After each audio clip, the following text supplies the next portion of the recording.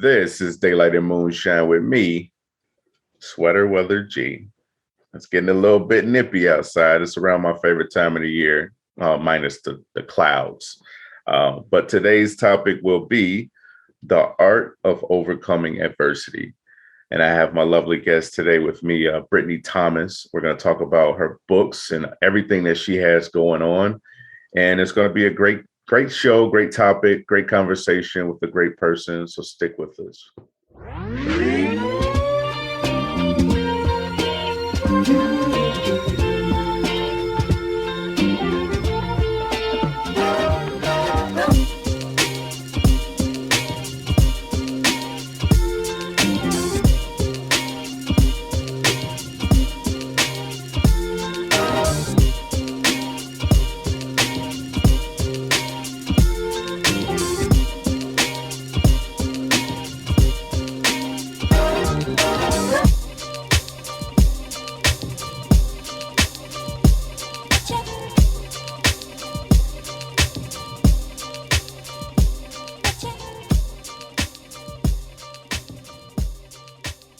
Welcome back to the D.A.M Podcast, y'all. Episode 26. And like I said before, I have a lovely guest today with me, Miss Brittany Thomas. She's an author. She has 2 books out. She is a motivational speaker, and she has her own bead business, which is awesome. I got to cop me some beads. But welcome to the D.A.M Podcast, Brittany. It's great to have you here this morning. Introduce yourself. I'm sure I forgot a couple of your hats. I forgot a couple of your titles. Thank you. So, hey, everybody. My name is Brittany Thomas. I'm 24 years old from Charlotte, North Carolina. The author of I'm Living My Blessed Life with Cerebral Palsy, as well as the author of my newest children's book, Don't Let the Wheelchair Fool You, Overcoming Obstacles to Greatness, as well as the CEO of Britney's Bees, motivational speaker. And yeah, that's who I am in a nutshell. Definitely. Such an amazing person. Man, one of the biggest surprises I had when speaking with you was finding out your age. I'm like, what? Do you get that a lot? Or when people find out you're 24 years old? Yeah. Yes, because people think I'm younger than 24. I'm actually going to be 25 next month. Nice. So. Definitely. See, I actually thought you were older. Your level of maturity definitely outshines your age. That was my impression. Yeah. The look, yeah, the actual physical, younger. The personality and just talking to you. So I'm like 24. You sound like, yeah. So that's definitely a good thing. Where did that come from? Did it just, you had to kind of mature fast just based off life or? Okay. There's something called wisdom and knowledge. There's a difference between knowledge and wisdom. And the difference is knowing something but not knowing how to apply it. Wisdom, I think, is a gift. It's something that you're blessed with. It's something that you develop through experiences in life. You just become more wiser and better and stronger with every experience. I agree. Definitely well said. Definitely well said. All right, we're going to get into your book in a minute. And oh, Lord Jesus, it's a fire. Like, why? Anything, just to let y'all know that's out there listening, anything that can jump in our way has jumped in our way. We just fight through. Perfect for the topic. Yep. How to overcome adversity. You gotta exactly. Hard.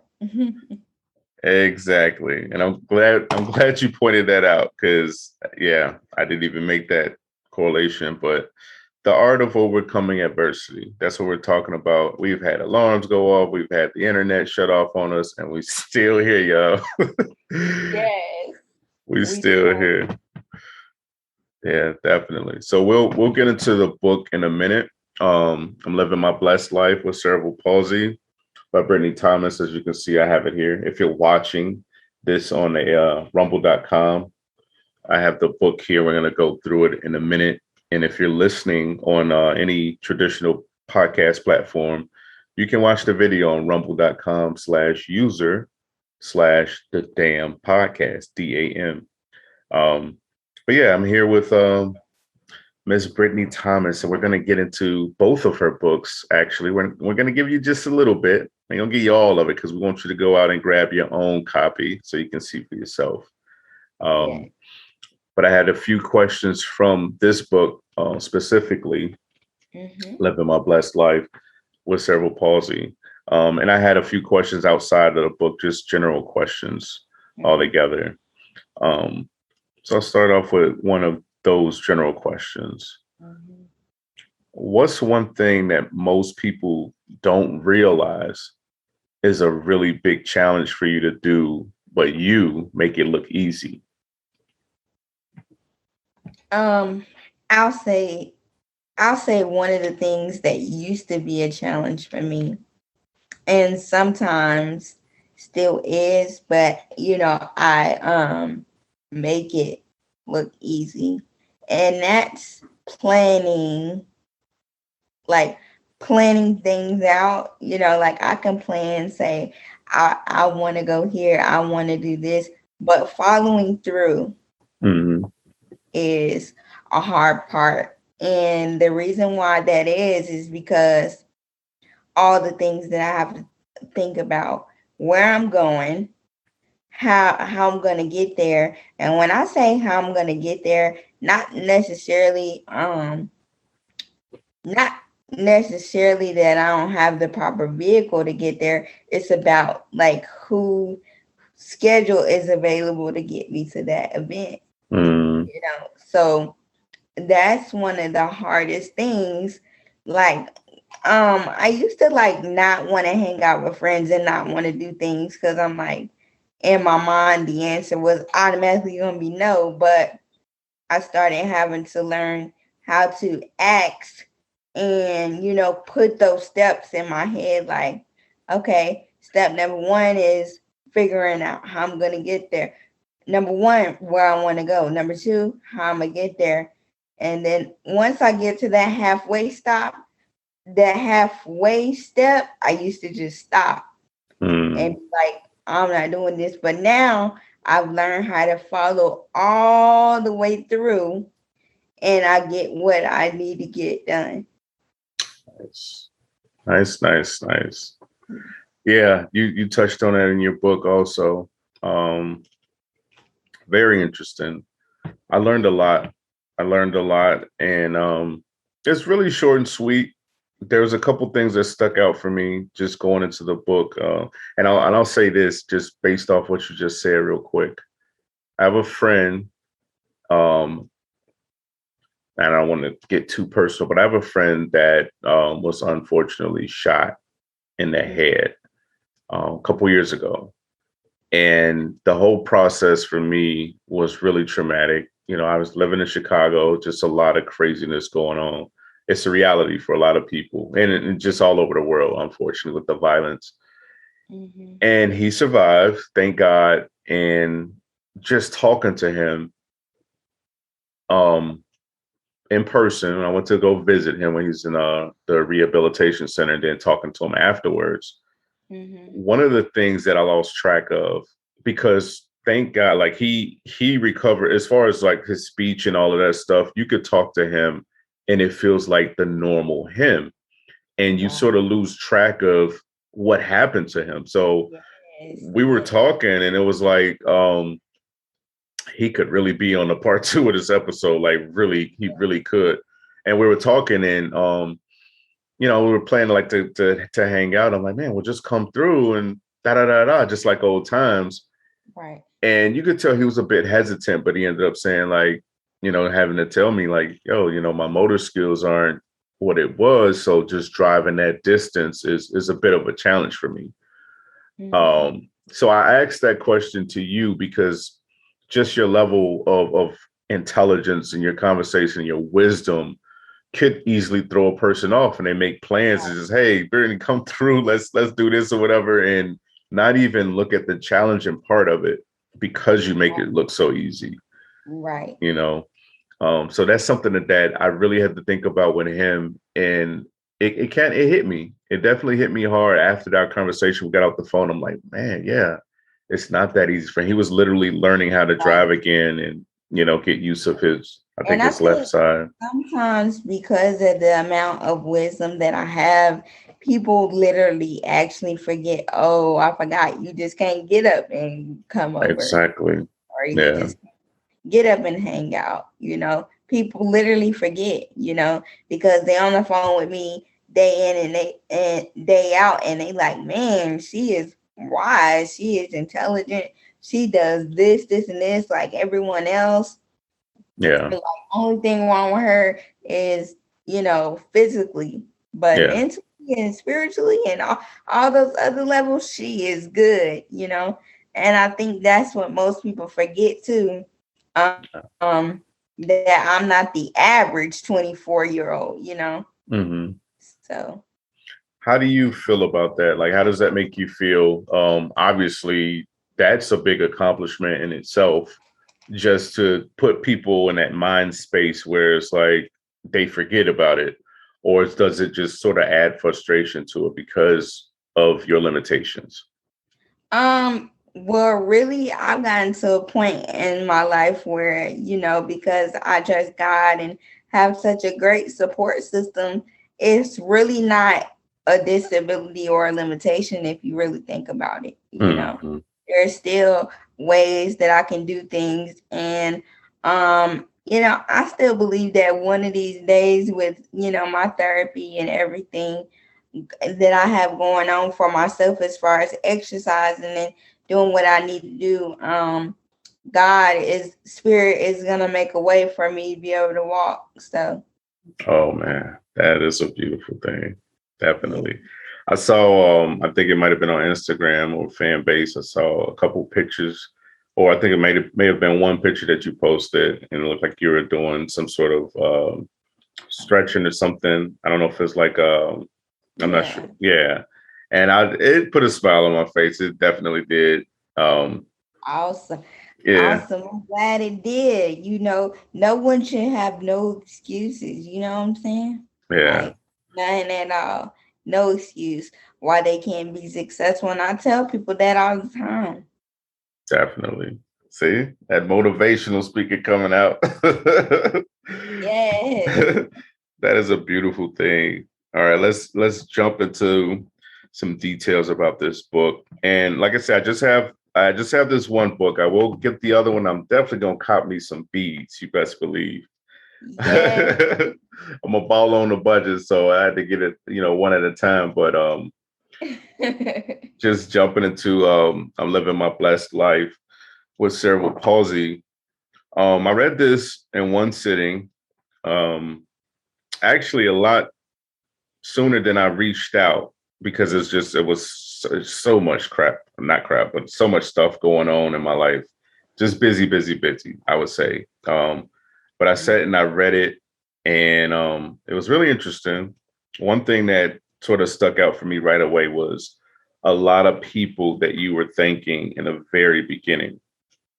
And when I'm reading, I'm just sort of diving in and just trying to really get to know. I'm trying to like really put myself in a space of the person that wrote the book.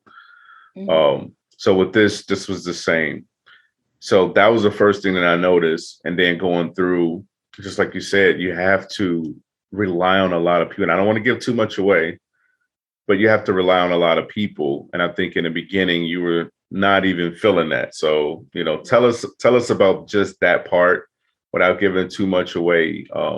How did you get to the point where you just said, you know what? Okay, I'm going to allow people to assist me when I need it. Okay. Well, I will say with it, this has a lot to do with the writing process, and like we said, we're not gonna give a whole lot away, but I just speak a little bit on it. When I first started writing the book, I was very frustrated very, because I didn't want to remember what I had been through and went through. But I made a decision in my mind that, this story is not for me, it's for others. So that's mainly how I got to the point where I am, like, because it was at a point where, if I can be totally honest and transparent, I didn't even really want to be around handicapped people or other people with disabilities, because I was just like, I want to be normal, which I had to realize I'm normal in my own element and way. So that's when I was really able to allow, like, I'm just gonna be who I am and let people assist me.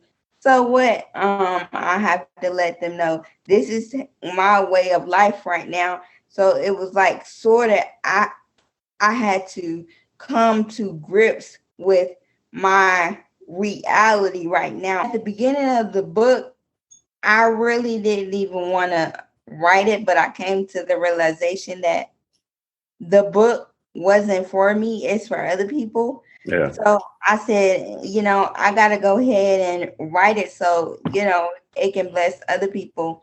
And so it was kind of like I had to come to face with, come to realization, or come to a good understanding of my reality right now at this point. So I was like, so what, I need people to help me. I don't really care what people think anymore. And since I came to that point, I'm more free. And that's how I got to that point. Yeah, I can definitely relate to that myself. And, a lot of people that are listening and even reading through your book should be able to relate to that, because everybody go through that. I went through my same time period where I was so independent, or wanted to be so independent, that I didn't want anybody's help with doing anything, and that's just everyday life. And same thing, I had to come to the realization that life is about give and take, and I'm a really giving person. So I'm okay with giving. I give all day, but when it was time to receive, I didn't want to bother anybody. I didn't want to, And that was my problem too. Like, I didn't want to feel like a burden. Like, so a lot of times I just be like, I'm not, in my mind, I'd be like, I'm not going to worry about it, or I'm not going to ask them about this. I'm not going to ask them about that. But I came to the realization that we're not supposed to live this life alone. We supposed to have people out here to, help us, whether it be in friendships, relationships, marriages, mentorships, whatever it is that, we have. It's important that we have that. I realized how important it was for me to be able to have that community feeling and everything like that. So I just encourage that for everybody else as well. Absolutely. One of the biggest lessons I had to learn in life was balance. Balance is a big key to life, and that balances it out. Me too. Absolutely. I told y'all she was hyper intelligent for a 24-year-old. I told y'all that. Told you that wisdom shining through. Yeah. I'm gonna touch on something that something that you just said. Me doing this podcast is the same thing, as far as, hey, this book is not for me. I'm writing this book for other people. That's when I started doing this podcast. I really didn't know what the end goal was, but my intent was to get a lot of stuff off my chest. There's a lot of people that know me, and if they hadn't listened to this, then they wouldn't truly know me. I've known people for 10, 20 some odd years, and they wouldn't truly know me until they listen to this podcast, because I held a lot of stuff in over the years. And that was where I was when I said, you know what, I'm gonna speak with no filter. I'm not gonna hold anything back. I'm gonna just let it all out on this podcast for other people that may be listening and going through on the things that I was going through. So like in the first 3 episodes, I talked about things that I hadn't even talked to my own mom about, Right. things that I hadn't talked to anybody about. So I didn't plan on being that open, but I planned on being It was myself. like it was like a release, a Oh release. yeah. Once you release it, you feel so much better.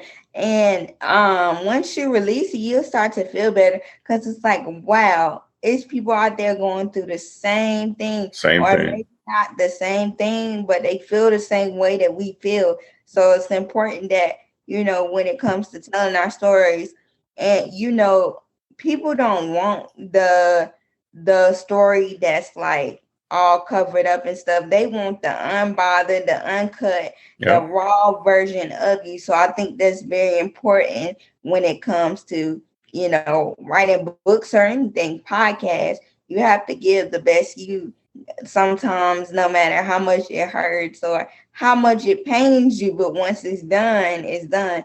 And that's how I feel. So many people start books and then they don't finish, but I think it's very important to, go ahead and finish it through. So, Definitely. I agree. My goal is to eventually write a book or two or three. So I may be reaching out to you for little tips if you don't mind. that's awesome. That's awesome. I enjoy helping people. Definitely. Um, okay, I wanted to sort of speak on something else that really hit me. And this, you asked me before we started what I thought about the book, and it was definitely an eye opener. But there was one part in particular that really hit me, and I've done a lot of clairvoyant training, meditation training, all that stuff. I'm a clairvoyant reader, a medium, and like a spiritual healer, hands-off healer. I heal the chakras and the layers of the aura. Um, and during this training, basically, it's like a lot of things that we've experienced through our lives comes up. It comes to the surface to be healed, and we deal with it in that manner. So I forgot why I brought that up, but it was a reason. There was a reason I forgot. But there was one part in particular that stuck out for me. And where's my notes? I just lost it. Okay, that's why I brought that up. It was a matching picture. That's what we refer to when you're speaking to someone or you have an experience with somebody else. And that was me reading your book. You have a matching picture, and for me, that's basically something that was related or indirectly related to something you said. And you spoke about bullying in the book. And I was reading this at work. I was in training and I read it during my downtime. And when I tell you, it almost brought tears to a grown man's eyes. like, Yes. I was literally, I was feeling it. I can laugh about it now. Like, that's how you know once you release something, you are truly delivered. Because when I tell you, I can look at that chapter and everybody was like, I was mad and sad all at the Yeah. same time I was reading. But now I'm at such a good place. Things don't even bother me anymore how they used to bother me. Yeah. Yeah. So I'm at a healed place now. I'm whole now. Understand, when I wrote that book at 23, not even a year ago. As a matter of fact, October 26th of this month will be a year since I wrote that book. But when I wrote that, I had a lot of stuff in me that was like a lot of residue, a lot of parts of me that was unhealed. And now that I got that stuff out, I can move forward and Absolutely. know how to apply it to different situations. Yeah. Absolutely. Yeah. We look at things in the same way. Absolutely. So some residue came up for me about that situation, something I had sort of put in the back of my closet and I didn't want to deal with or think about. Well, not only that I deal with bullying on a personal level, in a sense where, you know, people attempted to bully me and all this stuff because I was so quiet and so shy. People just, you know, thought I was a pushover. But that wasn't too tough for me. Um, what popped up for me was a situation when I believe I was like in third grade when I was the bully. And I remember being a new kid in school and just wanted to fit in. And it was these kids that was telling me how it was a classroom. They were older than us. I think it was like fifth or sixth grade. And there was a lot of kids that were in wheelchairs. And we would come and we would basically, the kids from our class would help them go out to recess. We would push them out there and just play with them, you know. And we really got to know some of them. And it was this one girl in particular. They would mess with her. She wasn't in a wheelchair, and I think she had Down syndrome. And they would put like thumbtacks in her chair, which was very cruel, just to see her react and let her sit on it. So they were telling me this story, and I felt like, wow, that is so cruel. Like, you know, why would you do that? But yet, because I wanted to fit in so bad, I was coerced into doing it myself. And I don't want to put this on anybody else. It was 100% me and my decision. So I took a thumbtack and stuck her and felt like the biggest, excuse my language, piece of shit in the world. I really did. The moment I did it, I knew 100% I did it to fit in. I wanted to be accepted by these kids because I was a new kid in Alabama. You know, I moved to Alabama, and it really, I had a couple moments like that where I really felt like the lowest piece of scum, or because that wasn't me. And I remember processing that. Always, like, my thought process was always very mature, and I would always sit and process those things. But like I said, that was something that I sort of put in the back of my closet, and I didn't want to think about. I knew it was wrong, but I didn't want to think about it. I didn't want to deal with it. And I hadn't thought about it for a long time until that popped up in your book. And obviously a totally different situation, but it was just bullying in general. It hit home for you. It hit home. Oh man, it hit home. And it brought a lot of emotion up, not only because I'm a natural protector. Not only did I want to jump in that book and, you know, muff the person that you know, that was messing around with you, but I wanted to sort of muff myself back in the day for doing what I did. Thank God that, you know, it's very, very few things I can think back on where I did something like that, but nonetheless, I did it. And it was an experience. So to anybody out there, if you ever were that bully, if you ever were on that end of it, accept it, you know, accept it, you know, just it happened. You were a child, you made a bad decision. Hopefully you learn from it and keep it moving, you know, and hopefully it's a teachable lesson for your child, if you have kids, or a child that's in your life. But I'm gonna tell my kids about that. I'm gonna tell my kids about that, because it was definitely an experience for me that I'm not proud of. And yeah, that's what that is, man. Oh man, that brought that up. That matched the picture with me. That was that moment in your book that really got me. Oh wow. I think everybody has that, you know, one moment where, you know, they feel like it hit home, you know, and that's all right. Definitely. Okay. Tell us a bit about, and like I said, I still have to get your other book, but you can go into that a little bit, or you could just leave it for people to see for themselves. I'll go into it just a little bit. Like I can give them the gist of what it's about, but they have to go and purchase. Definitely. And we'll have the links below, and we'll have you shout out the links, but we'll have it below in the description also. But yeah, tell us a little bit about the other book. Okay. All right. So don't let the wheelchair fool you. Literally, I released my first book in October, and let me see. 3 months after I started don't let the wheelchair fool you. Nice. Because, all right, well, don't let the wheelchair fool you. First of all, was something that I've been saying since I was like young. Mm-hmm. Like, I think I was on Facebook, like when Facebook, not when it first came out, but when I first got a Facebook. Mm-hmm.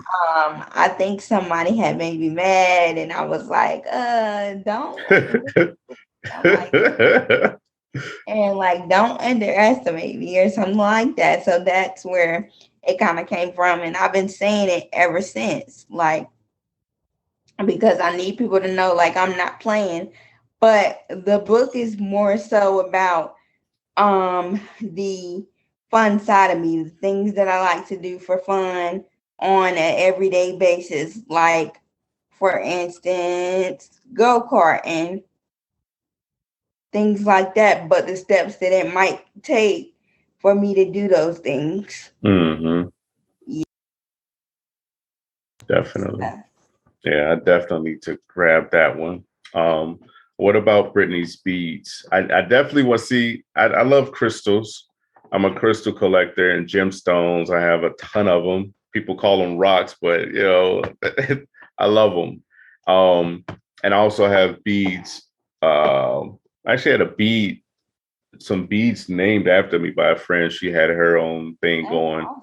Yeah, and that made me feel so humble. They're actually over there. I don't want to get up and move all the stuff around, but they're over there. But tell us about Brittany's beads. How did that start? Oh, you know what? That's in the book. That's in the book. So I guess you could touch on it a little bit, but just tell us a little bit about the beads. Okay, so Brittany's beads, it obviously came before the books and all that. So I've been making beads ever since I was 16. Um, and that's mainly how that started. Like, I wanted to, I knew that I couldn't physically probably go out here and get a job like as quick as everyone else. I tried that, but then I went to sleep one night and I had a dream about, beads, because I'm a dreamer and a seer.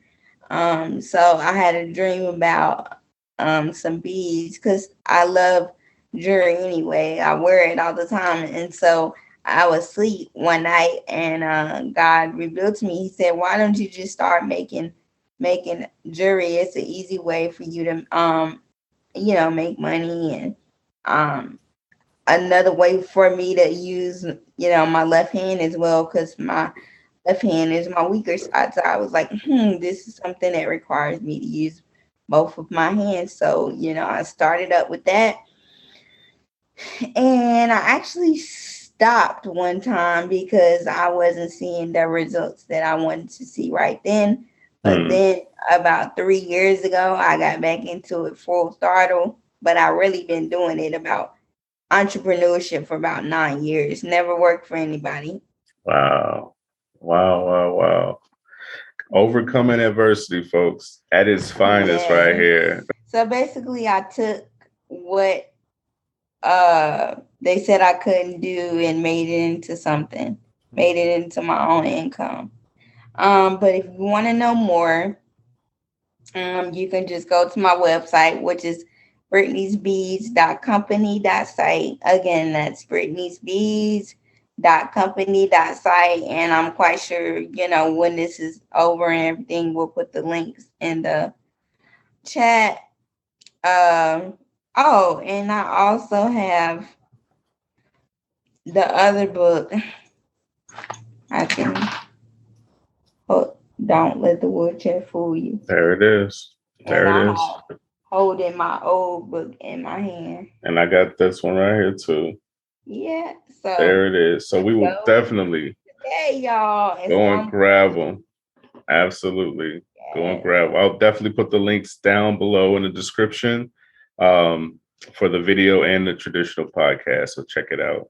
But before we go real quick, I have a thing that I do on each episode for each new guest. It's called 10 from Within.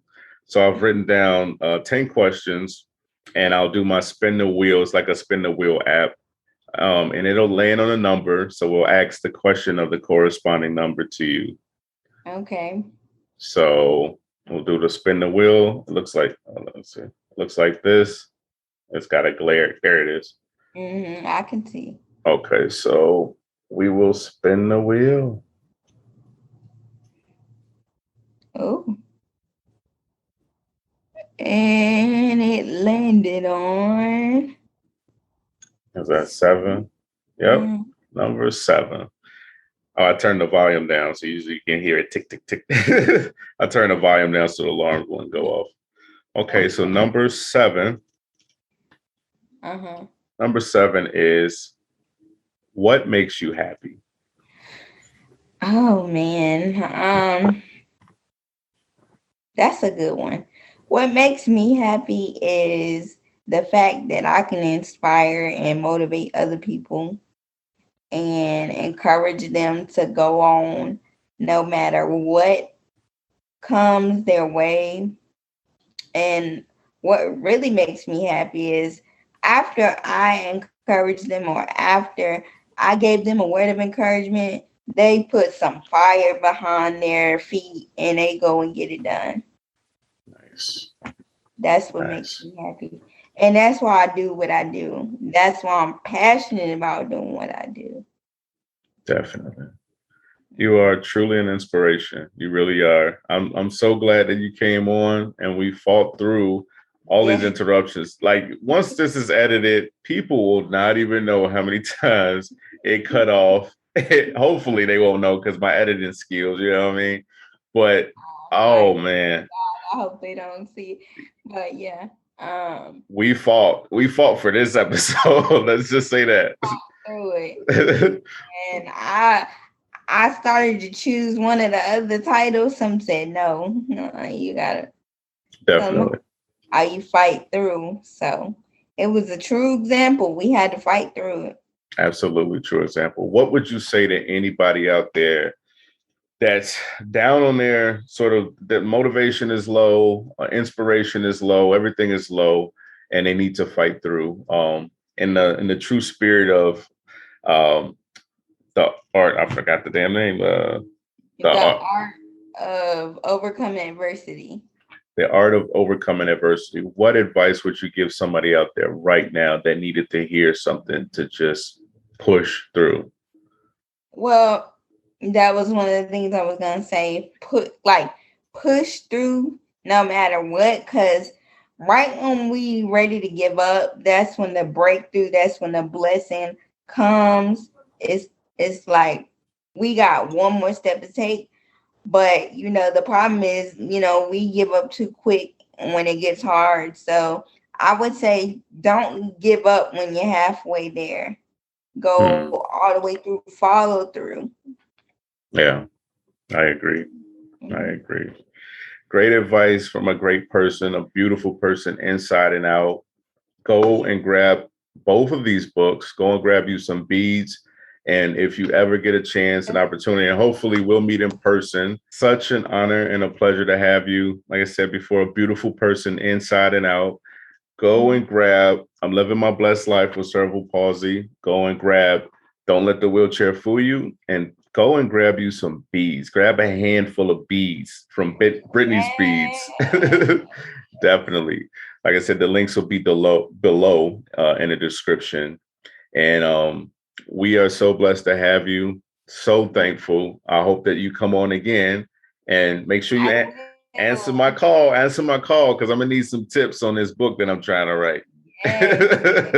Oh, definitely. You're a friend now. Definitely. Likewise. But check out the next episode of Daylight and Moonshine. And like I said, you can watch this episode. If you're listening to it, you can watch it on rumble.com/user/the D.A.M Podcast. And if you're watching it and you don't have time to watch it, you just prefer to listen to it on a traditional platform, any platform, Apple, Google, Pandora, we're everywhere, Spotify. All you have to do is search Daylight and Moonshine or search the D.A.M Podcast.